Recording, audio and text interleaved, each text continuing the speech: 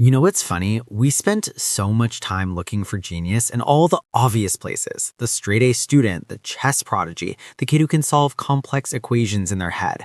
But here's something that'll blow your mind. Psychologists have discovered that some of the most reliable indicators of exceptional intelligence are completely weird. We're talking about traits that might actually get you labeled as odd, quirky, or even annoying. I'm talking about things your teachers probably told you to stop doing, behaviors that might make people think you're a bit strange. And yet science keeps finding these unexpected connections between these so-called weird traits and genuinely brilliant minds. So today, we're diving into 7 psychological traits that researchers have linked to genius-level thinking. And I promise you, at least a few of these are going to surprise you. Trait 1. Excessive daydreaming. Let's start with something you've probably been scolded for your entire life: daydreaming. Now, I'm not talking about zoning out for 5 seconds. I mean those people who can get completely lost in their thoughts, building entire worlds in their heads while someone's trying to talk to them about quarterly reports. For years, psychologists viewed excessive daydreaming as a deficit, something that needed to be corrected. But here's where it gets interesting. In 2012, researchers at the University of California, Santa Barbara published a study that completely flipped this understanding on its head. They found that people whose minds wander frequently actually score higher on tests of creativity and problem solving. But why? Well, when your mind's wandering, it's actually not being lazy. Your brain is making connections between seemingly unrelated pieces of information. It's exploring possibilities. It's asking, what if? Think about it this way. When you're intensely focused on one thing, you're essentially putting blinders on your brain. But when you daydream, those blinders come off. Your mind starts pulling from your entire knowledge base, connecting dots you'd never connect if you were trying to stay focused. Albert Einstein famously spent hours just sitting and thinking, letting his mind wander through thought experiments. He called it combinatory play. That's literally just fancy daydreaming, and it's how he developed the theory of relativity. But here's the catch. Not all daydreaming is created equal. The productive kind involves your mind actively working on problems in the background, not just scrolling through mental TikTok. It's the difference between creative wandering and mental procrastination. Trait number 2. Talking to yourself out loud. All right, trait number 2 is one that definitely gets people labeled as weird. Talking to yourself out loud, like full conversations. Now, before you tell me everyone does this occasionally, I'm talking about people who do it constantly, narrating their actions, debating with themselves, sometimes even arguing different viewpoints out loud. Psychologists call this private speech when kids do it, and we actually encourage it in children because it helps them learn. But somewhere along the way, we decided adults who do this are strange. Except here's what research from the University of Wisconsin-Madison found. People who talk to themselves out loud actually perform better on cognitive tasks.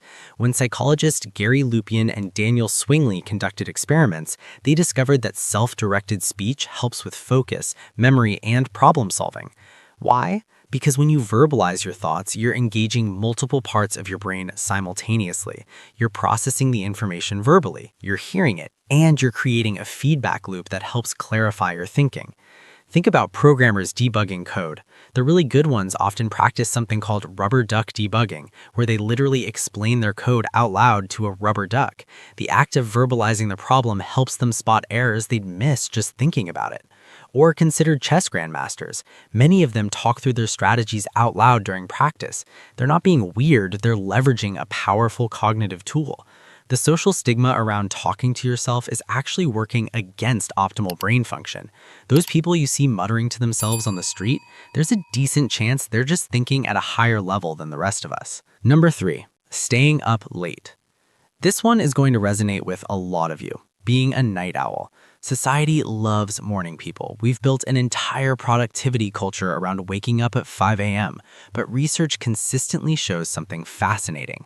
People with higher intelligence tend to go to bed later and wake up later.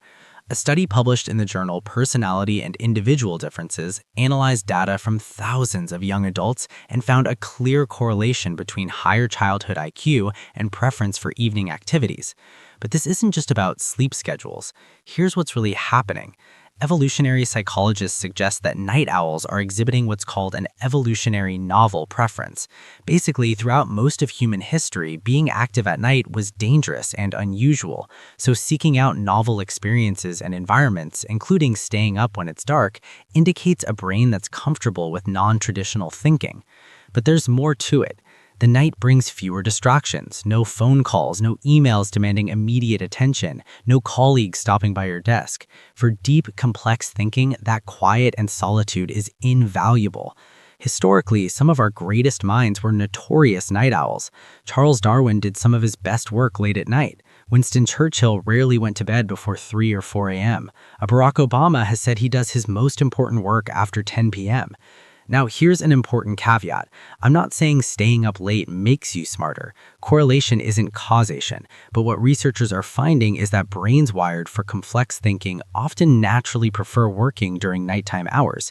If you're fighting your natural circadian rhythm to wake up early because society says you should, you might be actually working against your cognitive strengths. Treat 4. Messy environments. Let's talk about something that's probably causing tension in many households. Messy people.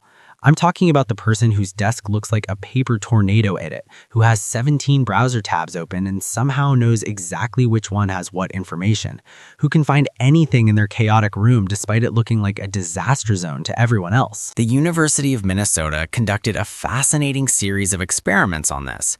They had participants work in either a neat, organized room or a messy, cluttered room, then tested their creativity and problem solving. The result? People in the messy room consistently came up with more creative and interesting solutions. The researchers concluded that disorderly environments seem to inspire breaking free from tradition, which can produce fresh insights. Think about it from a psychological perspective. When everything is organized and in its place, your brain operates in maintenance mode. You're following established patterns and categories.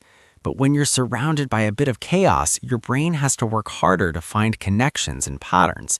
That mental flexibility translates into more creative thinking. Now, there's an important distinction here. We're not talking about dirty or unhygienic spaces. We're talking about clutter, about organized chaos that makes sense to the person living in it, even if it looks insane to everyone else. Mark Zuckerberg's desk at Facebook was famously cluttered with papers and random objects. Einstein's desk was notoriously messy. When someone commented on it, he said, "If a cluttered desk is a sign of a cluttered mind, of what then is an empty desk a sign?" The key is that genuinely intelligent people with messy environments aren't messy because they're lazy or disorganized. They're messy because their brain is prioritizing complex problem solving over environmental tidiness.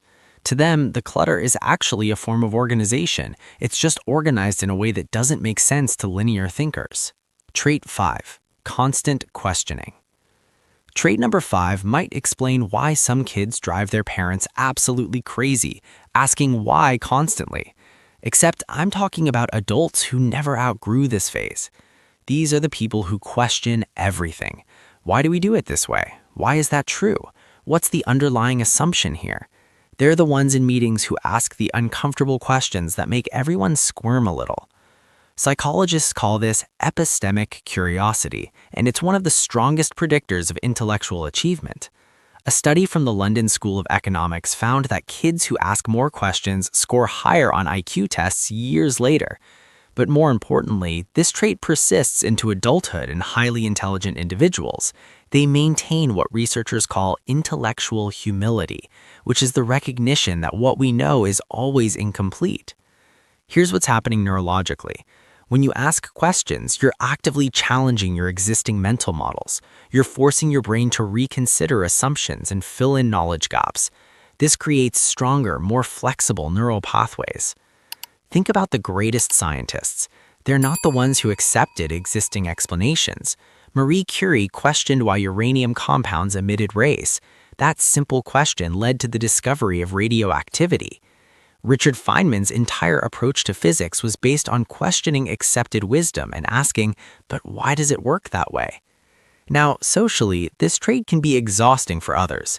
Constant questioners can come across as challenging, difficult, or even condescending, but cognitively, they're doing something crucial. They're preventing their brain from falling into the trap of unexamined assumptions. If you're someone who can't help but ask why, even when it annoys people, you're not being difficult. Your brain is simply operating in a constant learning and refinement. Trait 6. Swearing more. Okay, this one's going to be controversial. People who swear more tend to have larger vocabularies and better verbal fluency.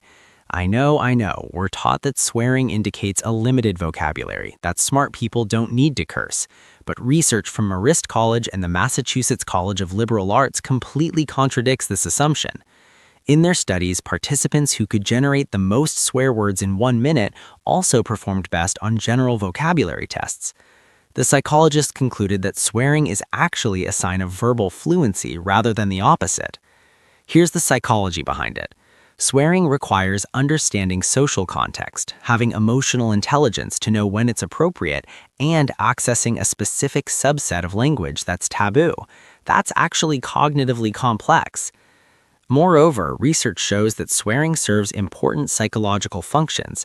It helps with pain management, it allows for emotional expression that might otherwise be bottled up, and it can increase persuasiveness in certain contexts. Intelligent people who swear aren't doing it because they can't think of better words. They're doing it because they recognize that sometimes a curse word communicates something that 10 appropriate words can't. It adds emotional weight and authenticity. Now, obviously, there's a difference between strategic swearing and just cursing constantly without purpose. What researchers found is that intelligent people use profanity selectively and effectively. It's another tool in their linguistic toolkit. Trait 7. Preferring solitude. The final trait is one that society really struggles with, genuinely preferring to be alone. Not occasionally needing alone time, that's everyone. I'm talking about people who are genuinely happiest spending significant amounts of time by themselves, who decline social invitations not because they're anxious, but because they simply prefer solitary activities. Research from the British Psychology found something remarkable. Highly intelligent people derive less satisfaction from socializing than less intelligent people do. The researchers surveyed over 15,000 people and found that for most people, more social interaction correlates with greater happiness. But for people with higher IQ scores, this correlation actually reverses. Why? The researchers proposed the Savannah happiness theory. Essentially, our brains are still wired for the conditions our ancestors evolved in, where strong social bonds were necessary for survival. But highly intelligent people are better able to adapt to evolutionarily novel conditions, meaning they're less dependent on ancestral social structures for satisfaction. But there's another element. Complex thinking requires uninterrupted mental space. Social interaction, no matter how enjoyable, is cognitively demanding. It requires reading social cues, managing impressions, engaging in conversation. For someone whose brain is working on complex problems, all that social processing can feel like it's using up valuable mental resources. Many groundbreaking thinkers throughout history were noted for their preference for solitude. Isaac Newton was famously reclusive. Nikola Tesla avoided social gatherings. Susan Cain's book, Quiet, explores how many of history's greatest innovations came from people who needed significant time alone to think. So, there you have it. 7 traits that might get you labeled as weird, difficult, or antisocial, but that science has linked to higher cognitive functioning. The beautiful irony here is that we spend so much energy trying to fit in, trying to be normal, when the research suggests that embracing your quirks might actually be a sign of mind operating at a higher level. If you recognize yourself in several of these traits, don't fight them. Maybe your brain knows something about how it works best that society hasn't quite caught up with yet. Thanks for watching. Let me know in the comments which of these traits you have. I'll catch you in the next one.